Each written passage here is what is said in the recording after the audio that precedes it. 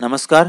जीवन संजीवनी health या official चॅनलमध्ये सर्वांचं स्वागत आहे. मध किंवा हॉनी ही एक नैसर्गिक औषधी आहे. या औषधीमध्ये शरीरासाठी आवश्यक असणारे 21 पोषण तत्व आणि 1100 वनस्पतीचे आयुर्वेदिक गुणधर्म या मधामध्ये मिक्स झालेले असतात. त्यामुळं थंडीच्या दिवसामध्ये रोज 1 चमचा मध जर खाल्ला तर त्याचे जबरदस्त आपल्या शरीराला फायदे होत असतात. थंडीमधला गारवा आणि शरीरात होणारे बदल यासाठी मध हे एक सर्वोत्तम औषधी आहे. हे मध खाल्ल्यामुळं आपल्या शरीरामधले कोणकोणते आजार आपले बरे होतात आणि कोणत्या व्यक्तीनं मध खावा, किती प्रमाणामध्ये मध खावा, कसा मध खावा याविषयी आज आपण माहिती पाहणार आहोत. तर मधामध्ये फ्रुक्टोज, ग्लुकोज, सुक्रोज, माल्टोज या शरीराला आवश्यक असणाऱ्या सर्व शर्कराचं जे प्रमाण आहे ते असतं आणि त्यामुळे शरीराला एक ऊर्जा मिळत असते. मध इतका आयुर्वेदिक आणि औषधी का आहे, तर याच्यामध्ये एन्झाईम्स आहेत, अॅमिनो ॲसिड आहे, प्रोटीन आहे, अल्ब्युमिन आहे, कार्बोहायड्रेट याच्यामध्ये असतं, आयोडीन असतं, लोह, सोडियम, फॉस्फरस, कॅल्शियम असतं आणि क्लोरीन सुद्धा याच्यामध्ये असतं.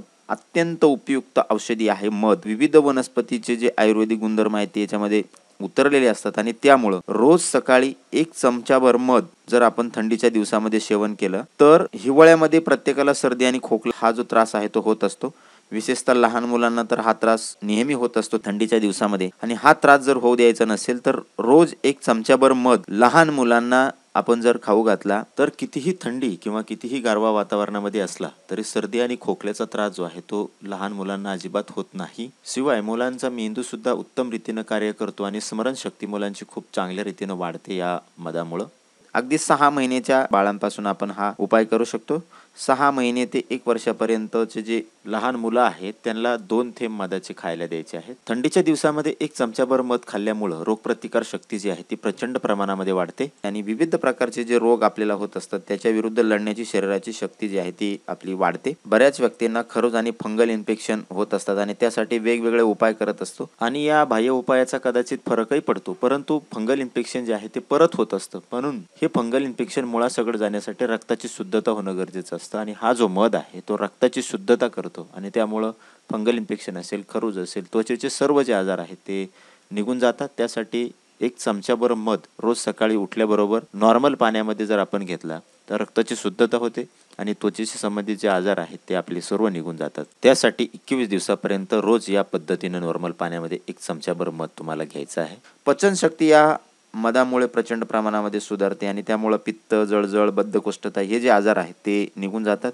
त्यासाठी रोज संध्याकाळी 1 चमचाभर मध झोपण्याच्या आधी घ्यायचा आहे आणि त्यानंतर पाणी प्यायचं नाही, तसंच झोपी जायचं आहे. हाय बीपीचा ज्यांना त्रास आहे त्यांनी तर रोज 1 चमचाभर मध न चुकता खाल्ला पाहिजे. थंडीमध्ये जर आपण ह्याचं सेवन केलं तर वर्षभर तुम्हाला बीपीचा त्रास जो आहे तो अजिबात जाणवत नाही. पिंपलचा त्रास बऱ्याच व्यक्तींना असतो, विशेषतः तरुणामध्ये पिंपलचा त्रास जास्त प्रमाणामध्ये होत असतो आणि हे सर्व रक्त अशुद्ध असल्यामुळे होत असतं आणि त्यामुळं जर पिंपलचा त्रास तुम्हाला खूप जास्त प्रमाणामध्ये होत असेल तर थंडीच्या दिवसामध्ये 1 चमचाभर मध सकाळी उठल्याबरोबर जर आपण घेतला तर हे जे पिंपलचा त्रास आहे तो वर्षभर कधीही जाणवत नाही. जर थंडीच्या दिवसामध्ये आपण 1 चमचाभर मध रोज खाल्ला तर कावीळ असेल, टायफॉइड असेल यासारखे जे आजार आहेत ते आपल्याला होत नाहीत. किडनी आणि आतडे स्वच्छ करण्याचं काम हे मध हे करत असतो आणि त्यामुळं स्टोनचा त्रास असेल, किडनीशी संबंधित जे आजार असतील ते आपल्याला होत नाहीत. म्हणून हिवाळ्याच्या दिवसामध्ये, थंडीच्या दिवसामध्ये रोज 1 चमचाभर मध खाणं शरीराला खूप आवश्यक असतं. बऱ्याच जणांना बद्धकोष्ठतेचा त्रास असतो आणि त्यामुळे पोट व्यवस्थित साफ होत नाही. अशा रुग्णांसाठी बद्धकोष्ठता दूर करण्यासाठी